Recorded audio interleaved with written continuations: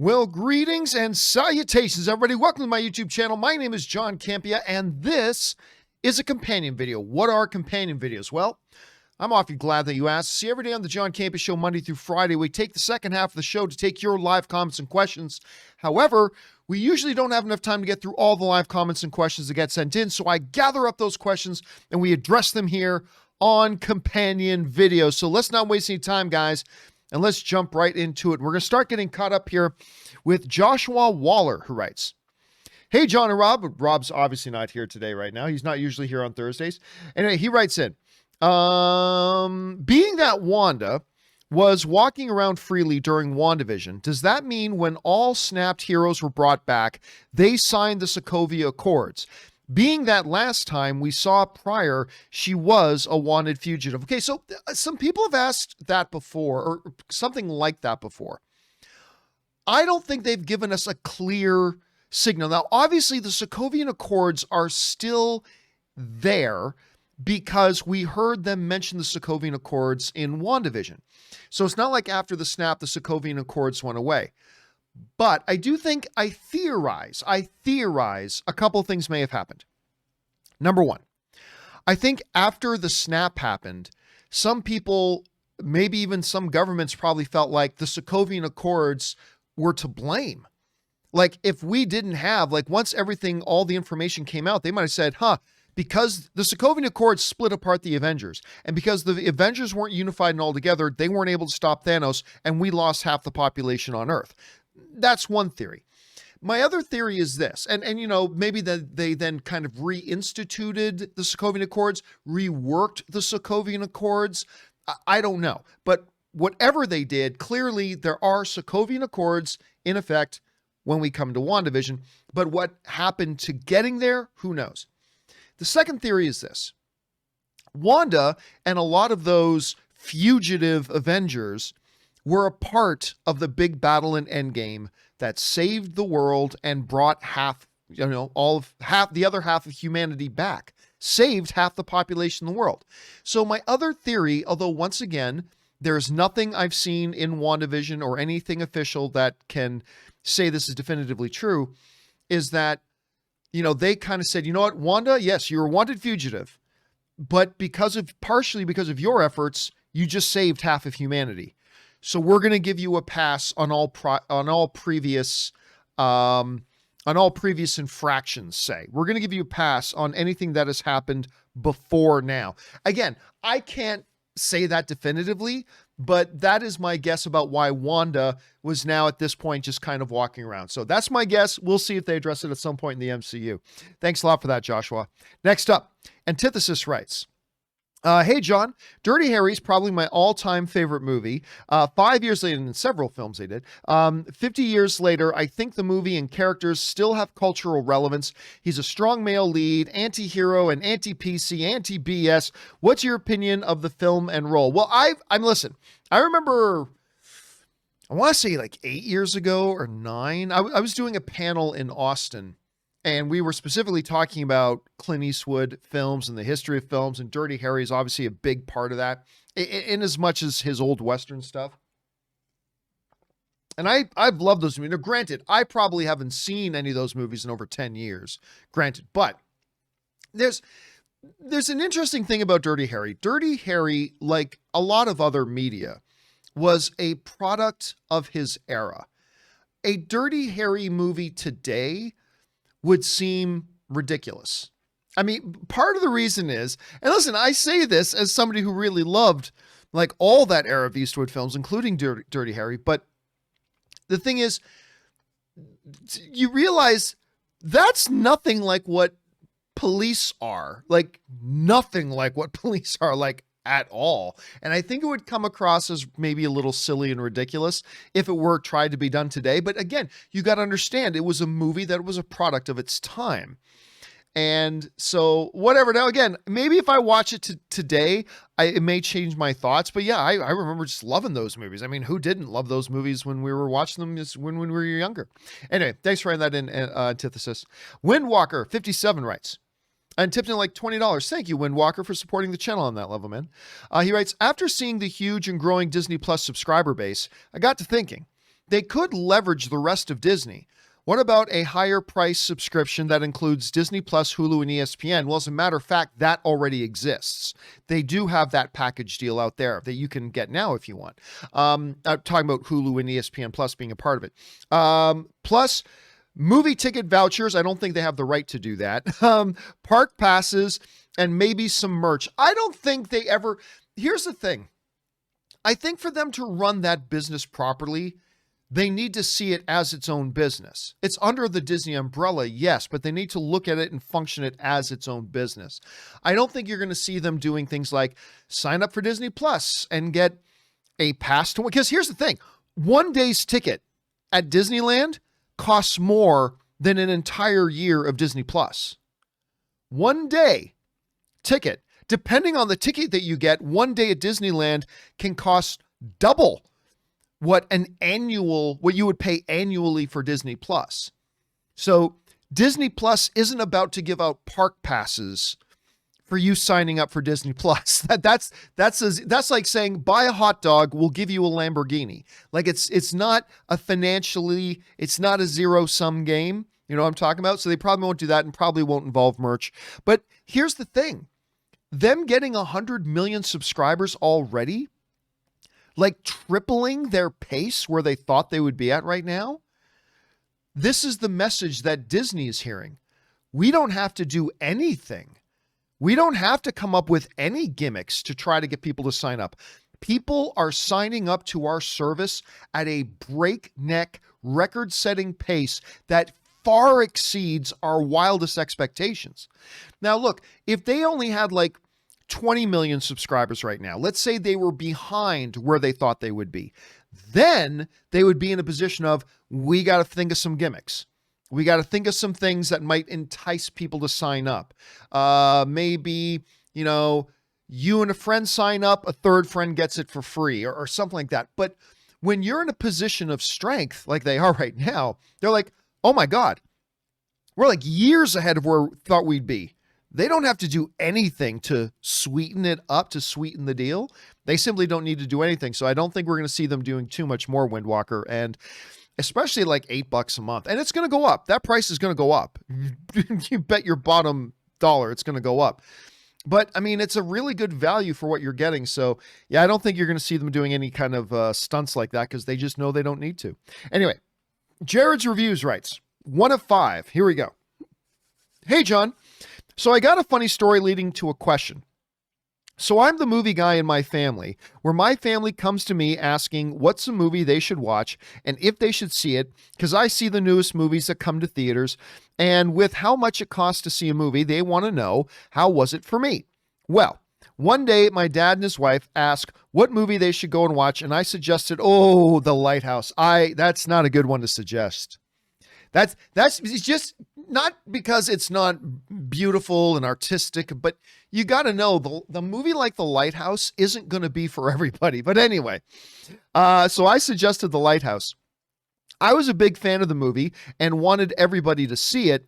Fast forward a week later, and I'm over at my dad's place, and I asked if he saw the movie, and he said, oh yeah, we did. And when we walked out of the movie, I said, God, I want to punch Jared in the face.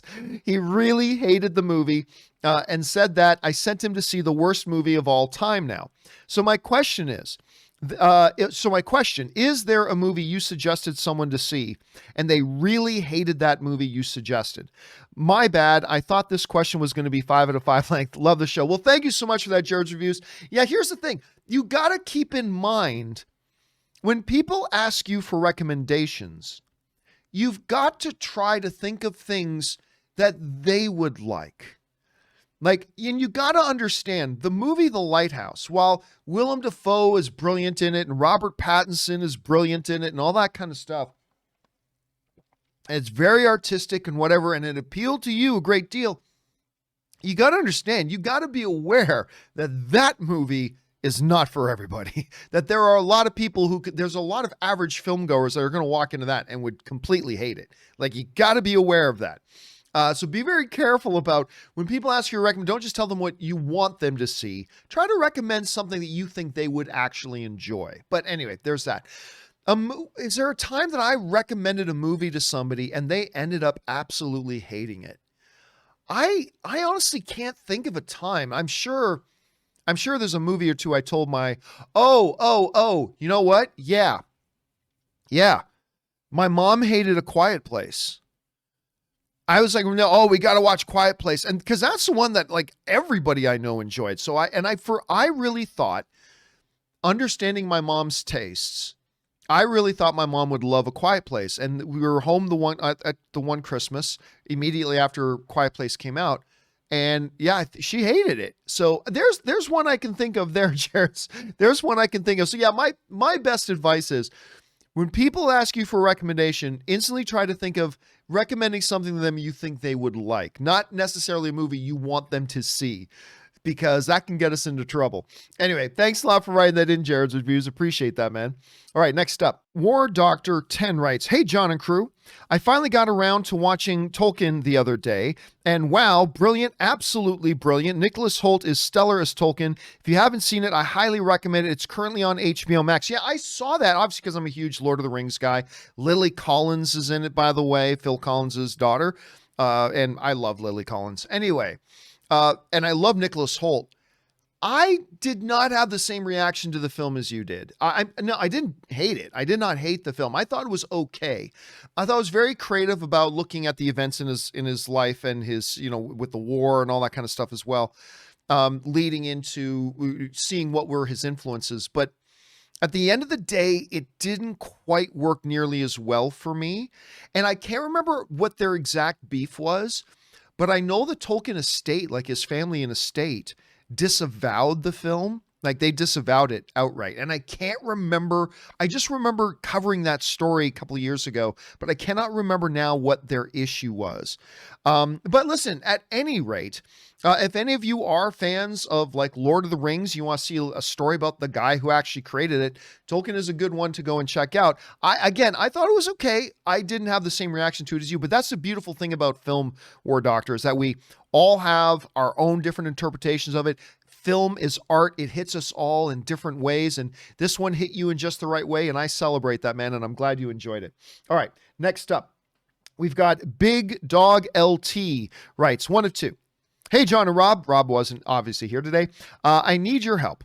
I know you just bought the new MacBook with the M1 chip. So how is it? Well, honestly, I bought it, but I didn't buy it for myself. I bought it for Ray. Ray, who's, of course, been doing graphics for me ever since the AMC days, and he's also my brother-in-law. So I bought it for him because he had been doing graphics for my show on like an 8-year-old MacBook that was like crashing constantly. So it's like I had to get him a new one. I had not had a chance to play with it yet, so I don't know. Online, there are articles saying that it's good, but others are saying it's so new it might have trouble with apps. I'm in grad school and need a new computer since mine is old/dying. Really need your tech expertise. By the way, there are already a bunch of wild and crazy rumors that Wolverine is showing up in Falcon and Winter. Ignore those. In Falcon and Winter Soldier, yeah, okay. Not falling for the BS for the BS for the rest of Feige's 2 years. Very good. That's a good policy to have, Big Dog. That's a very good policy to have.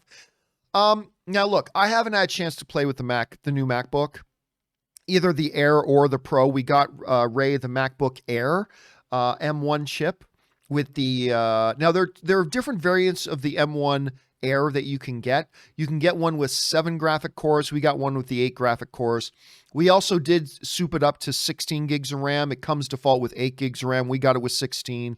And we got it pumped up to, I think, a 1 terabyte hard drive. Anyway, at the end of the day, for as powerful as a machine as that is, and it is thin and light, we ended up paying about $1,400 for it. But it is an insanely powerful machine. Now, it works with just about everything because, yes, it works extra beautifully with all of the apps that have now been ported over to run on the M1 chip. But even all the apps without the M1 chip, they have their Rosetta Stone 2 translator thing. So any apps that you had working on the Mac before will be able to work on it, and they work beautifully. So even though I haven't put my hands on it, all the reviewers that I trust who have worked with these machines for months are all saying it's really rock solid. It's great. So if you are a Mac guy, now there are other options. There are other options. I mean, by the way, it depends on what you do. Like, you can be in grad school, but if all you need is doc programs and you need spreadsheets and you need something that you can do your email with properly and you can do research and you can do writing on, if budget is I'm a big fan of Chromebooks. And I know some people who don't know what the fuck they're talking about will blast on Chromebooks, but Chromebooks, I love them. Now, it depends on what you do. If you need Photoshop, if you need video editing, if you need there's certain things like that Chromebooks aren't good for, but for 95% of people, Chromebooks are a great option, and you can get a really nice, slick, safe, secure Chromebook for like $400. But if you want to be able to also run the bigger apps, you want to do some video editing, you want to do Photoshop, you want to do stuff like that, then yeah, the MacBook M1 is probably a good option for you, man. Whatever you end up doing, do me a favor, email me at john@thejohncampeashow.com. Let me know what you get and let me know how you like it. All right, thanks for writing that in, man. Next up, Tim Tracy writes, "Hey, John. I just wanted to thank you for your videos." Well, thanks, man. I appreciate that. "I work overnights and I listen to your show on Spotify. It makes the long night fly by. Even went back to the very first podcast. So overall, I just wanted to say thank you and keep up the good work." Well, thank you, Tim. I appreciate that. And you know what? Let's take this opportunity now. Let me see if I can bring this up. And we will, since Tim is mentioning it, let me mention if I can find it here. Yes, let me mention the podcast feed, because of course we do have a podcast feed that you can go to, and there it is. I just searched for the John Campea Show podcast feed. There it is. So you can get our podcast feed. It's the audio only version of the show. We put up pretty much all, but we miss them here and there, but we put up almost every episode of the John Campea Show on the podcast feed. We also put up almost every episode of the companion videos up on the podcast feed as well. So if you can't be in front of your computer screen, and whether you're commuting or driving or you're at the gym or you're at work and you just got your headphones on, you can't have a YouTube video open in front of you, the podcast version is there. Go and subscribe to it at your podcasting app of choice. So anyway, thank you very much, Tim. I appreciate that. And thanks for letting us come along with you while you work through the night. And we really appreciate the support, man. Thanks for being here. All right, next up, we've got Capri Grant, who writes, "Hey, John and Rob / Erin." By the way, Erin is E-R-I-N. That's how you spell her name, E-R-I-N. "Hey, John and Rob." By the way, just so everybody knows, I mean, most of you guys know, but Rob is never here on Thursdays, just so you're aware.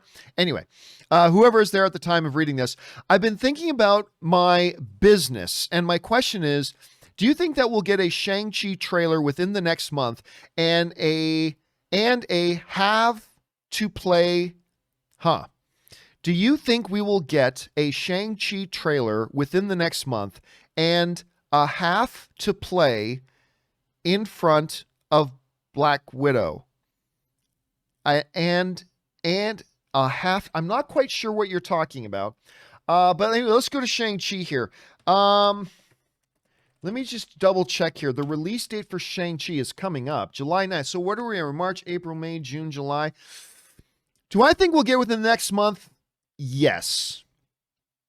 Yes. I think by April 11th, because by April 11th, we will be inside 3 months, if I'm not mistaken. April, May, June, July. Yeah, we'll be less than 3 months before Shang-Chi comes out on July 9th. Now, as long as they don't bump the date, and it looks like they're not bumping dates anymore, if anything gets bumped, it might be Black Widow. But if they do bump Black Widow, I got a feeling it'll only be by a couple of weeks.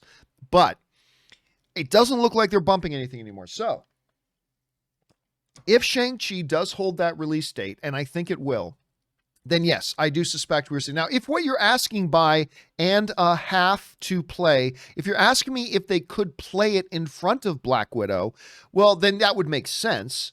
I mean, that would make sense that they would do that. Totally. Absolutely. But yeah, I think we're going to get a Shang-Chi trailer within the next month, provided they don't move it, which I don't think they will. All right, next up.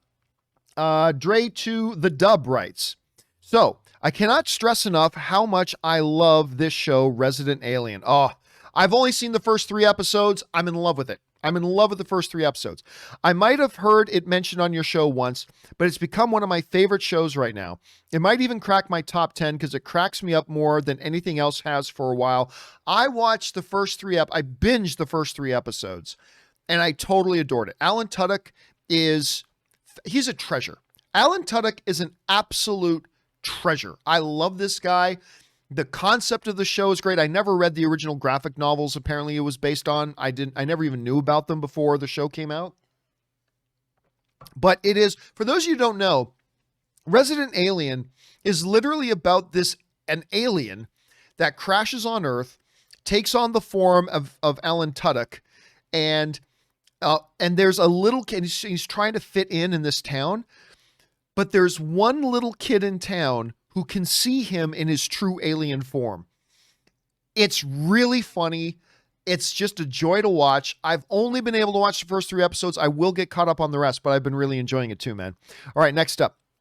World 777 writes, I'm a huge fan of movies that have come out in the last 15 years, but every time I go back and watch movies made before my time from the 60s, 70s, or 80s, I always get an impression that they are simply on another level in terms of quality and storytelling. That's not true. No, that's not true at all. But here is the one thing. Keep this in mind. Normally, when people go back and watch movies from the 50s or 60s or 70s, they're not just going back and watching the average film from the 50s or 60s or 70s. They're usually going back to watch the best of the best, right? Let me just pull something up here for a second. Okay, so when people talk about going back to watch movies from the 1960s, they're not going back to watch the average thing. They're talking about maybe going back and watching A Fistful of Dollars. Or they're going back to watch The Hustler. Or Cleopatra. Or something like that, right? You got to understand that these movies were the best of that era. Normally when people say, I love watching movies from the 60s, but they're not watching, the hundreds of other movies that came out in that time. They're talking about the cream of the crop, best of the best.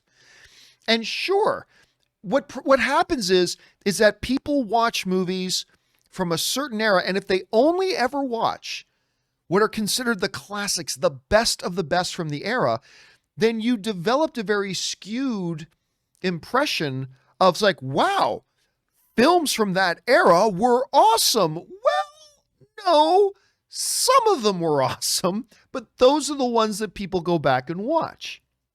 Just like I'm sure, once we hit the year 2050 and people are talking about, the year 2000, they're probably talking about movies that were the best of the 2000s. They're probably not talking about, Malibu Ninjas 4.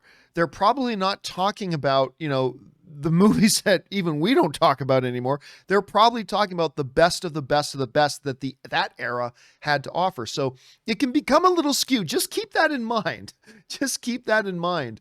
Because on a large part, when you look at like certain movies today, like whether you look at movies like Detroit or you look at movies like, I'm just thinking of random Oscar winners lately. But when you look at a lot of movies today, the art of storytelling, like everything else, it has evolved, and I think it's gotten better. Not all of them, but in general. So, yeah, it all depends about which specific samples are you looking at when you're talking about different eras of filming. Just something to keep in mind, world. Just something to keep in mind. All right, next up. Vishan with the Mind Stone writes, saw Tom and Jerry, and it was a waste of time. Oh, dude, it was awful. I hated myself a little bit for watching it. Tom and Jerry aren't the focus of their own movie. Humans doing and saying stupid things. Unlikable lead character. Terrible animation. I didn't think the animation was all that bad, to be honest. I thought the animation was pretty right for what Tom and Jerry was at anything. Unlikable lead characters, terrible animation, and was there a script? Glad I got it on HBO. If I saw it in theaters, I'd be more pissed. Listen, I'm telling you, man, I thought the movie was terrible. I thought the movie was absolutely awful. And you're right, highly unlikable characters. Like, I'm sorry, the lead character, she not only got her job by lying, but she robbed another person of their opportunity. And then the message of the movie just seemed to be, hey, if you're kind of a good person and you're pretty smart, you can do anything without any training or schooling or whatever. Just, I mean, I don't know. And it just wasn't fun. It wasn't funny. I thought it was a total waste of time, man. I thought it was just awful. Anyway, Ryan Lohner writes, my big question about Falcon and Winter Soldier, which interviewer is going to have the guts to ask, so will there be a Luke Skywalker level cameo? You know, they're all thinking it. And you know what? The more I think about it, it's really, you got to understand. And this is where people always understand, like they hear, Elizabeth Olsen said that there's a big Luke Skywalker level cameo. Well, actually she didn't. She was asked once by one interviewer, hey, Disney Plus just had Mandalorian season 2 where there was this big cameo of Luke Skywalker then.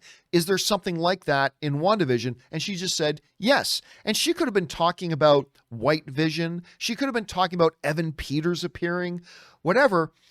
And you got to also understand, these actors, they're literally doing probably 2 to 3 dozen of these interviews a day. I'm not kidding. Like 2 to 3 dozens of these interviews per day during a long stretch of time as they're doing press and promotion and everything like that. And it's really kind of unfortunate that one answer that maybe wasn't given quite the right way at the right time in response to a particular question in one of hundreds of interviews that they did, we latch onto that and create a big deal out of it. And yeah, I mean, she could have meant something much bigger, but she also could have just meant Evan Peters popping up. In her mind, that's a big deal. And listen, she's not wrong, because when Evan Peters popped up, everybody did make a big deal out of it. Absolutely.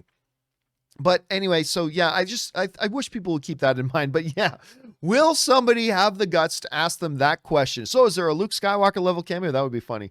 All right, GQ writes, so Gio, when are you going to do a house tour video? We are curious cats over here. Yeah, so Ann and I, a month ago, we moved into our new house. A little over a month ago now. So we moved into our new place. Love our new house. And I guess I'm kind of, you know what it is? I don't want to do the new house until we are getting our landscaping done this week. Because both the front yard and the backyard, although there's not a lot of yard in the backyard, it's mostly patio and deck and pool, but there is a little bit of yard. The front yard and the backyard are in really rough shape, and so we're going to finally get the landscaping done. So once the landscaping's done, I will probably do a little bit of a house tour video. But thank you for asking, GQ. I appreciate that.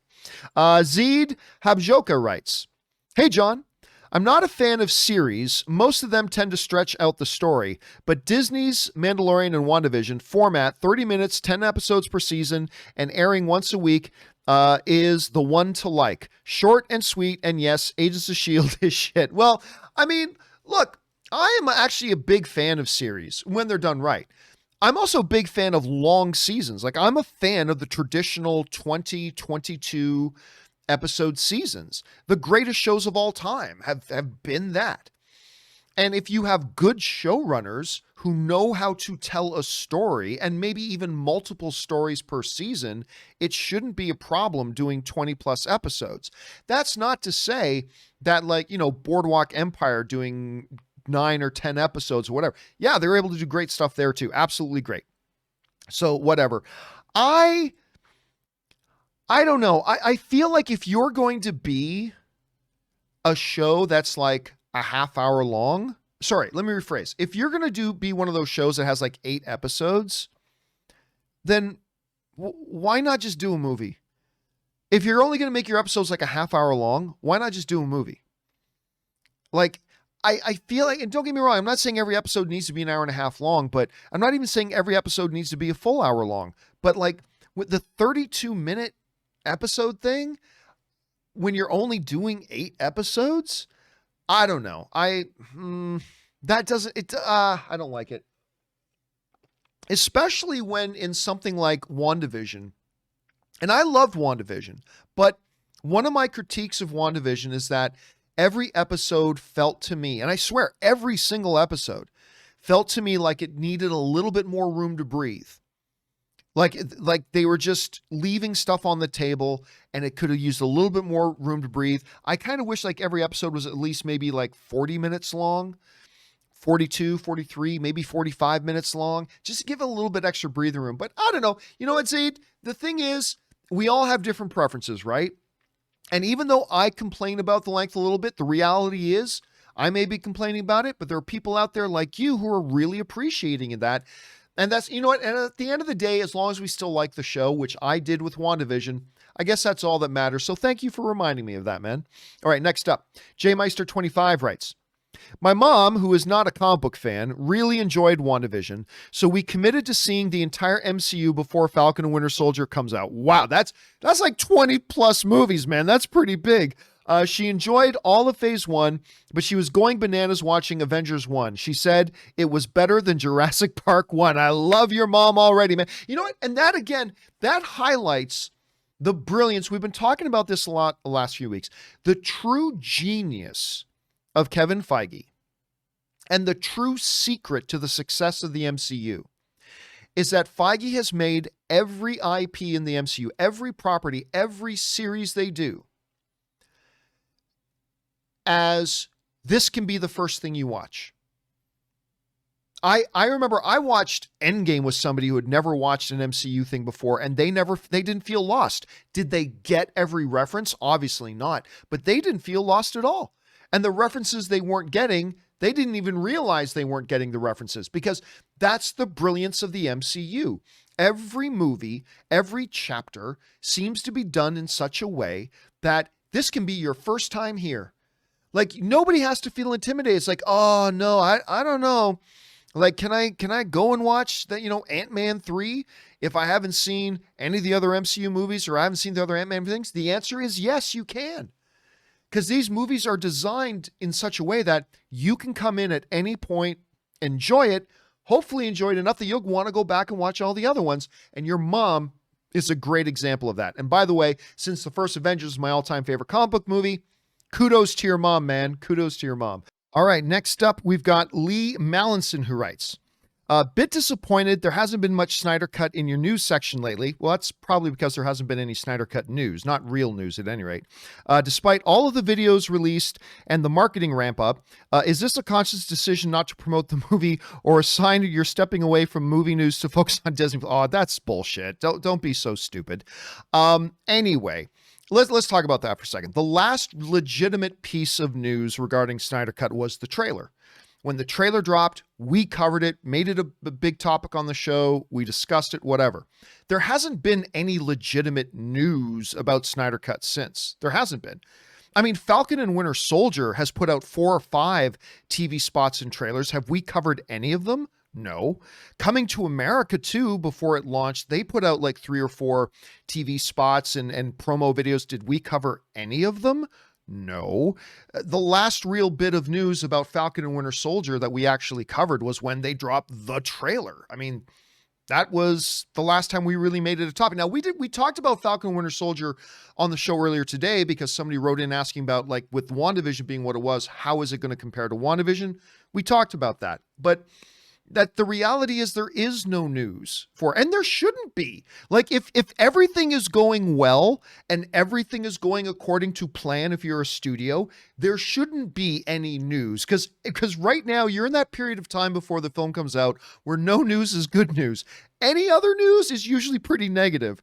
But generally speaking, I don't make news stories out of TV spot number 4. Like, I just don't do that. I think we might have, like, years ago, but I stopped doing that a long time ago. Like I said, Falcon and Winter Soldier, which is my most anticipated Disney Plus series. Falcon and Winter Soldier is my most anticipated Disney Plus series.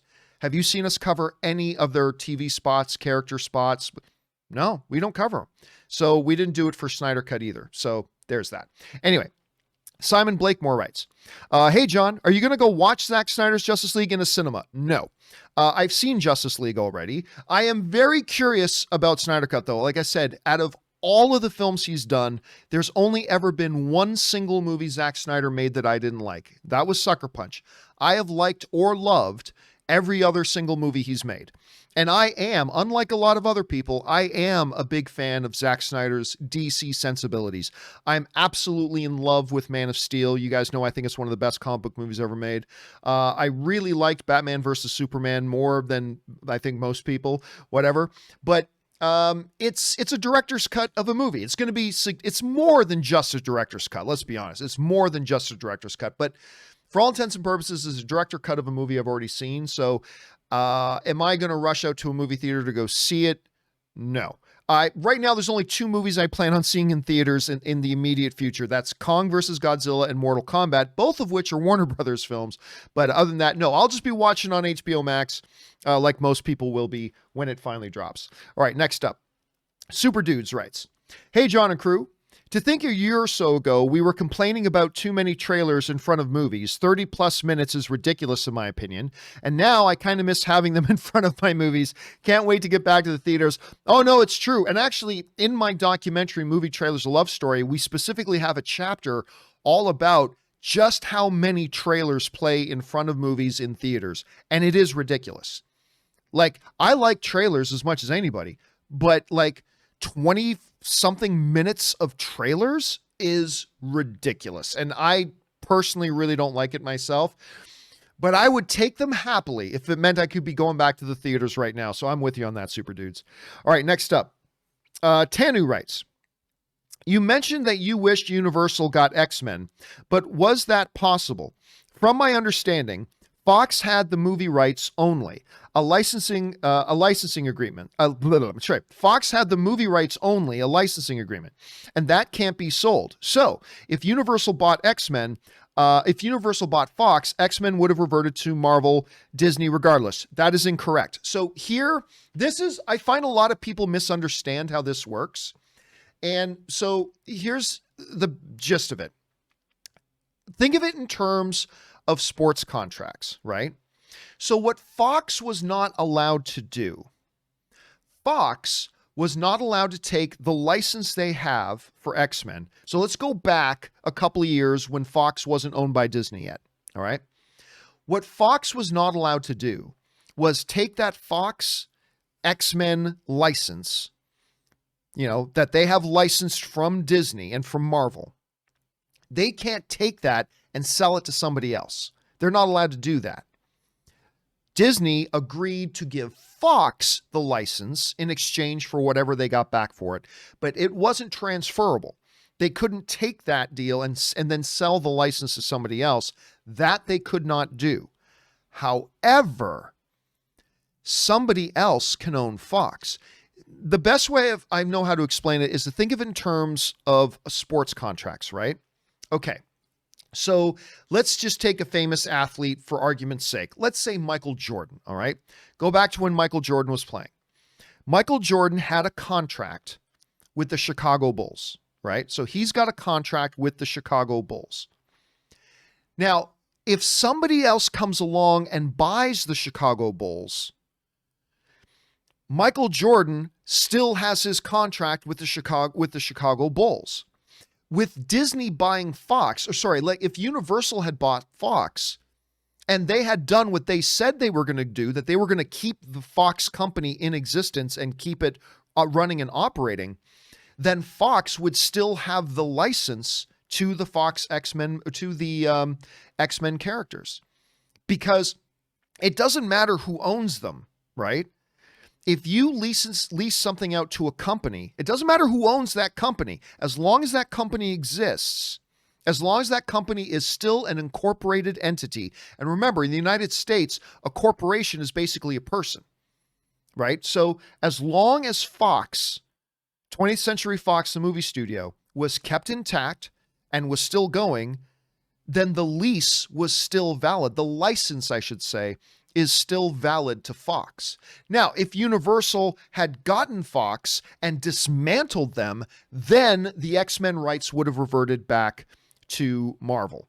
But otherwise, no. If they had bought them, they had said they were going to keep Fox together as its own movie production company, the license is still valid and would continue to remain valid because it still belongs to them. Just like if another owner buys the Chicago Bulls, Michael Jordan's contract with the Chicago Bulls is still completely intact and enforceable. So yeah, that was a big misdemeanor that I found, a misnomer that was going around the internet, that if Universal got Fox, then those rights would go automatically back to them.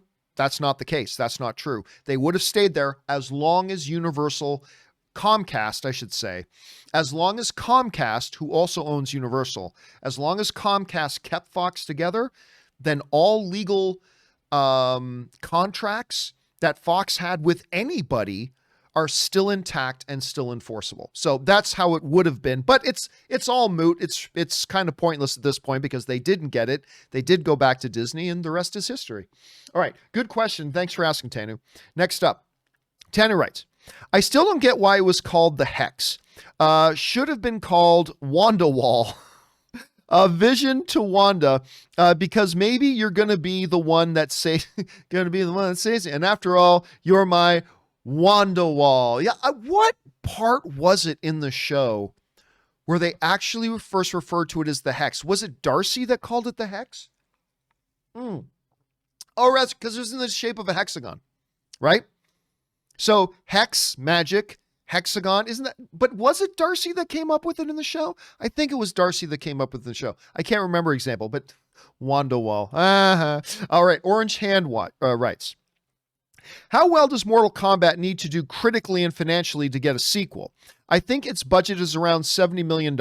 Also, I have a hunch those scenes of Scorpion in feudal Japan will be opening of the film. Yeah, I think you're right. I think we did read a report a while ago that the opening of the film is going to be kind of something that chronicles the origins of the blood feud between Scorpion and Sub-Zero. So I think you're absolutely right. I think that is probably from the beginning of the film.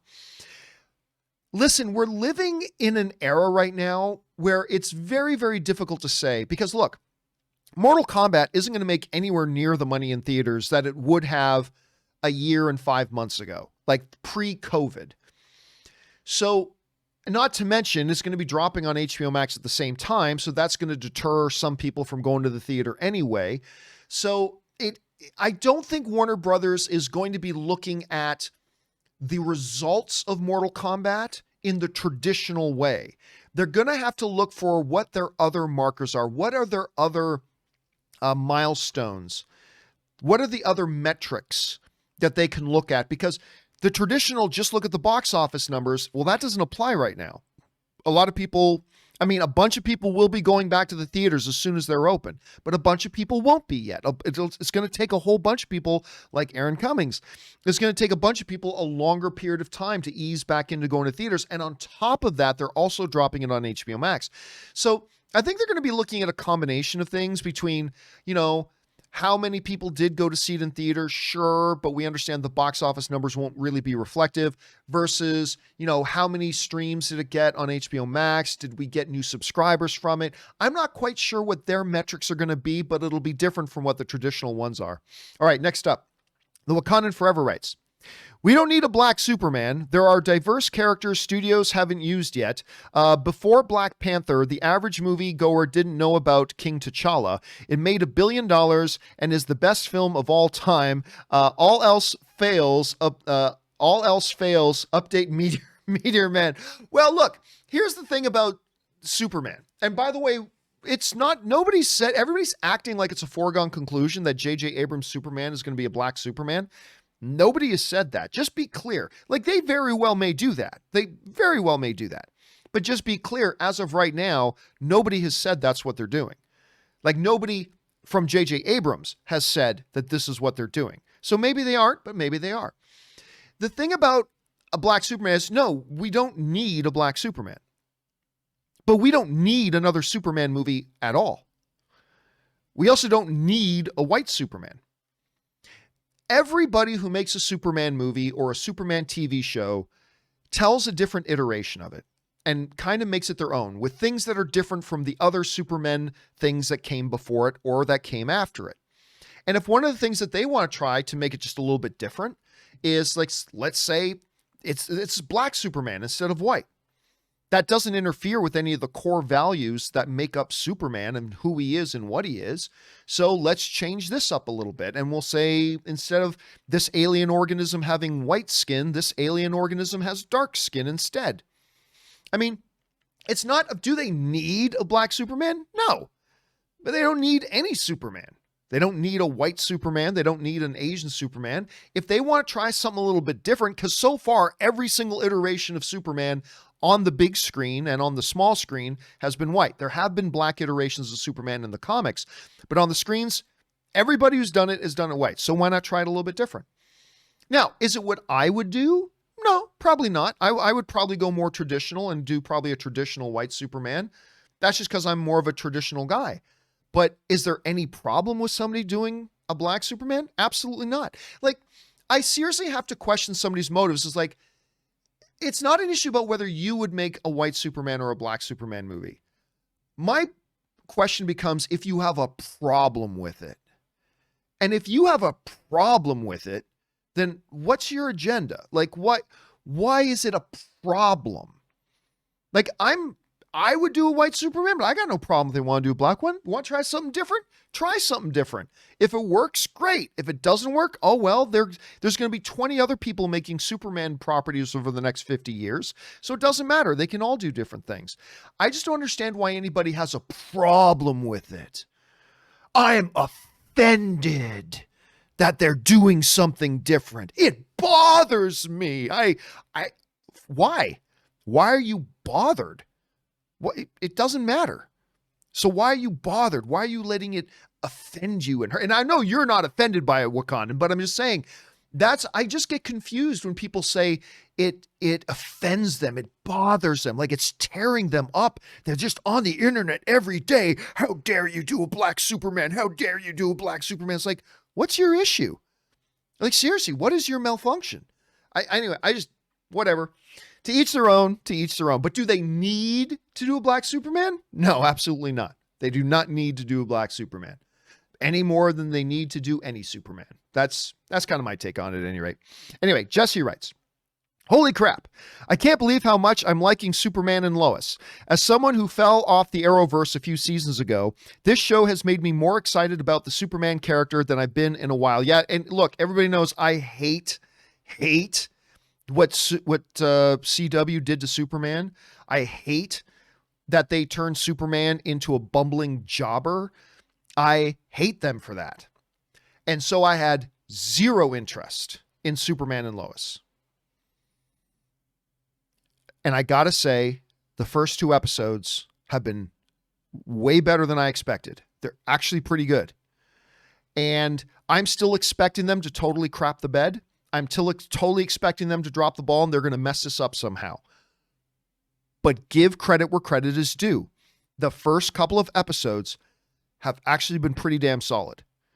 I don't think like the best thing I've seen in years, but have they been the unmitigated car wreck disaster that I was expecting them to be? No, they have not.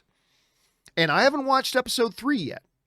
I know the 3rd episode is out now, and I haven't watched the 3rd episode yet, but I am looking forward to watching episode 3 and seeing where they go with this. And just color me pleasantly, shockingly surprised. Shockingly surprised. All right, Jesse writes, also, the conversation in episode 3 between Lana and her daughter, which I haven't seen yet, so I can't I can't address this, but anyway, I'll read the question. Lana, her daughter in her bedroom, was some of the best dialogue I've seen in a CW show. It felt so real and emotional. Again, I haven't seen it yet, so I can't comment on that. But again, I am looking forward to watching it. All right, Austin Doherty just sends in a $5 tip to be supportive. Thank you, man. I appreciate that. Russell Amador writes, hey, John, I'm not sure this has been addressed, and it's not something that interests, but I guess worth talking about. Did you hear that there's a live-action Powerpuff? Yeah, I did hear about this. There's a live-action Powerpuffs reboot with Chloe from Agents of S.H.I.E.L.D. starring in it. I know it's an easy pass, but thoughts? I'll say this. So for those of you who have not heard, they're doing a new series, a Powerpuff Girls series. It's live action.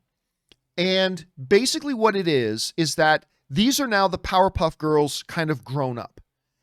And if I remember the reports that I read right, it's basically going to be the Powerpuff Girls now that they've grown up and they're kind of actually bitter that they were made as children to kind of act like superheroes when they were really just children. And they're embittered about it, if I understood it right. And I have to say, that is an intriguing concept. That's an intriguing concept. Am I interested? Absolutely not. No, I have zero interest in this. But the concept is pretty fascinating. It's a unique concept, and I like what they're doing. So there's that. But still, no, it's Powerpuff Girls. I have zero interest. But then again, to be fair, I had zero interest in that Harley Quinn animated series, and now it's one of my favorite things on TV. I had less than zero interest in that Superman and Lois show, and so far that's pretty good. So all I'm saying is, do I have any interest? Am I going to be counting down the days until they do this Powerpuff Girls show? Absolutely not. But do I think there's a possibility it could turn out good? Well, sure, of course it does. It has as good of a chance as being something good as anything else does. It happens, so we'll see. But until then, I'm not going to necessarily look forward to it, but we'll give it a shot when it comes out. Why not? All right, next up. Affy writes, "Hey, John, I saw that Universal is making a Cocaine Bear movie. We talked about, that was one of our main topics on the show the other day. Gotta say, it's not how I thought they would wrap up. It's not how they would wrap up the Paddington series." Yeah, of course. The other exciting part of that is that they did recently announce they are doing Paddington 3, which is ridiculously exciting to me. Like the first two, I know a lot of you guys have never tried out Paddington because it looks like a children's thing. I get it. I totally get it. I remember Schnepp and I just needed somebody to go with me as my plus one when I went to go see the first, the screening for the first Paddington movie, the press screening for it. And Schnepp was free the night, so he came along with me. And we were both like, what the hell? How is it that good? It's great. And Paddington 2 might be even better. I mean, they are really fantastic movies. If the third one can be on the same level as the other two, it sounds like I'm joking. I'm not. You literally, a Paddington trilogy is in the discussion for a top 5 trilogy of all time. I'm not kidding. It's in the discussion. It's in the discussion. But I mean, you know, it has to be as good as the other two, but we'll see how that goes. We'll see how that goes. Anyway, next up, we got Bojax who writes, "Hey, John, I noticed a similarity between your Kathleen Kennedy statement and X-Men fans theorizing when they'll be in the MCU. Eventually, it will happen. You first said 1 to 1.5 years sometime last year, and again this week. So the goalposts keep moving. If we go by today, do you believe by September 11th, 2022, Kathleen Kennedy will be out? Over or under 80% chance? What do you believe?" Well, no, the goalposts haven't really moving. I haven't let any of the clock run at all during the COVID period. I'll be honest with you. In my head, none of my countdowns or whatever have stayed what they are during COVID. I just see things differently. But yeah, I think another year to a year and a half, I think Kathleen Kennedy is going to walk. Do I think she will be out by September 11th, 2022? I'll say yes. Now, remember, I'm not like some other YouTube channels or whatever. They're saying, I've got the inside scoop. I have learned exclusively that they've already fired her. No, none of that. This is me simply speculating. This is not insider information. I'm not dropping a scoop. This is just me speculating that, yeah, I believe she will move on by that time. I believe she'll move on by that time. Will I fall on my chair shocked if she doesn't? No. But I do believe by that time, I think she'll be gone. Not necessarily that she'll be fired, but that she'll announce that it's time for her to move on. I think she's going to pull the same thing that the Sony, why am I freezing on her name? That she was running Sony, then she went out to do her own shingle, and she's probably making like 10 times more money now than she was. And I'm freezing on the producer's name. Anyway, I think she'll probably do that. I think she'll probably move on. She'll set up her own an exclusive production deal with Disney under her new company, and she'll make great movies and she'll make tons of money and all that kind of stuff. So yes, my guess right now is that by September of 2022, I do believe she'll probably be gone. All right, next up. Bojax also writes, "On the subject of it's too soon to go back to theaters, I went 3 times when they reopened and had great experiences. Less than a dozen people each time, with a lot of people hesitant to go back. It's not very busy. Also, picking off hours and days helps. So what Bojax is referring to is earlier today on the John Campea Show, Aaron and I got into a bit of a debate about whether going back to theaters right now is a good idea. I believe that if they continue to follow strict safety protocols like they did the 2 times I went this past year, I drove out to Vegas once, I drove to Anaheim once. And both times they had very limited people that they allowed to go. They had very strict safety protocols. Everything was, they just did everything in such a way that made me, as somebody who's very paranoid about the whole pandemic stuff, they made me feel very safe and secure. Much safer and more secure than I feel walking into a grocery store. Like much safer. And that was me. Erin, on the other hand, feels very differently. She was saying if I go to a movie, she's going to come in spraying Lysol all over me. So there's that. But the key here, Bojax, I think, is that they do not relax on their safety protocols. They don't think, okay, well, so things are getting better, so let's relax a bit. That's when you get yourself into trouble. If they keep up these really strict safety protocols, I don't think there's any reason why they can't reopen. I really do. I really think that. Now, again, I'm no doctor, but it seemed all I can do is speak from the personal experiences that I've had. Somebody else's experiences may be different than my experiences, but I can only speak to mine. I can't speak to theirs. So that's my thoughts on that, Bojax. All right, next up.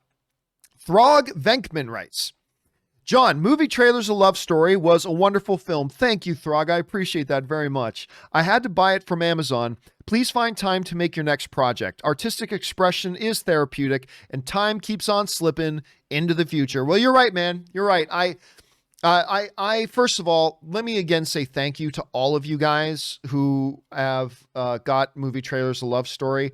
I never had to buy any marketing for it because you guys have supported the film so much, and it did much better than I thought it would. Because I remember when I was launching it, I thought we would launch it for a few weeks, and then once we launch it for a few weeks, just with our community and our viewers, I would then maybe go out, buy some, hire a company that would then do some marketing, like not national television ads or anything like that. I don't have that kind of money, but, doing targeted YouTube ads and maybe some social media ads. But I never had to because you guys supported the movie so much. And I cannot begin to tell you how gratifying it is when you work for like a year on a project and then you put it out and people actually want to engage with it and then leave the wonderful feedback that you guys have left on it. And it was really great. It is very difficult for me to try to find time to do it again. And I don't know that I would have been able to, COVID maybe almost helped me finish it because, I had a little bit more time. So all of my time was kind of dedicated to the movie, but I've got a few ideas about another project, so we'll see how that goes. But again, Throg, thank you so much for checking out the project. I really do appreciate it very much, man. All right, next up. Ben Rayner writes, Hey, John. Without spoilers, I really like Superman and Lois episode 3. I like the changes in the character from what we got in Supergirl to what we have now. I think, just guessing, different head writers. I can't wait to see what happens in the next show. Yeah, this is clearly a different Clark than the one they had on Supergirl. There are fundamental differences. And again, I haven't seen episode 3 yet, but I am looking forward to watch. My God, I never would have thought I'd hear myself say that. If you went back a month and said, hey, John, a month from now, you're going to be saying, I'm really looking forward to watching episode 3 of Superman and Lois, I might have smacked you in the face. But here we are. I'm actually really looking forward to watching episode 3 of Superman and Lois. That's why it's always important, guys. It's cool to have your expectations, but then leave your expectations at the door. Like I've been crap talking this Superman show. I had no interest. They've turned Superman into a jobber, blah, blah. But once you see it, you got to call it like you see it. And even though I've been crap talking the Superman Lois thing, I got to be honest with you and tell you, it's impressed me. It has. And I always call it like I see it. And I hope they're able to keep it up. Like I said, I still fully expect them to crap the bed. I totally expect them to mess this up. But give credit where it's due, man. It's really pretty good right now, Ben. I got to say, I agree with you. All right. Mike Rosayan writes, Hey, John, it's so funny when you make that nerd white man voice every time. Can you do me a favor? Can you greet me happy birthday with that voice? Well, no, I get too self-conscious to do it on command. I can't do that. But if it is your birthday, man, seriously, happy birthday. May you have a marvelous, fantastic day and a glorious year filled with triumph and victory ahead of you. I hope you have a great one, man. And I hope your day was a really special one. So thanks for being here, dude. All right, next up. Batman versus Jesus writes, you said the other day that Batman can take anyone in a fight short of Jesus. I'm sorry, but Batman could whip Jesus's ass. All he needs is a hammer. Oh, dude, no, that's bad. Guy Fox writes, JLT writes, hey, John, you're always my favorite wrestler. Oh, sorry. Hi, John. You always my favorite wrestler, Bret Hart, in your show. He is really treated like a hero in Canada. Oh yeah, best there is, best there was, best there ever will be. Excellence of execution. The Hitman, Bret Hart. Half of the greatest tag team of all time, the Hart Foundation. Formerly managed by Jimmy Mouth of the South Hart, with him and his partner, Jim the Anvil Neidhart. I used to love the Hart Foundation. Bret Hart was my favorite wrestler for a good period of time when I was a kid. It is really a shame how his career went on and ended. It is a shame that, there was so much messiness between the Montreal screw job and his thing going over to WCW, and that never went well. And it is kind of a shame it had to end that way, but it doesn't change the fact that he had a fantastic career. He was a great entertainer, and he is still the excellence of execution. All right, next up, Willow writes, in Pepe Le Pew's defense, Penelope, the female cat he's pursuing, does actually like him, but was turned off by his BO. I do agree, though, that some of the scenes in the old cartoons are pretty questionable, and the character probably needs to be updated. Listen, again, I just go back to this conversation I was having with my buddy in Canada. When I was like, the Pepe Le Pew thing, like he was just a charmer, man. I mean, just because somebody's a charmer doesn't mean he's a blah, blah, blah. And then they just sent me this clip.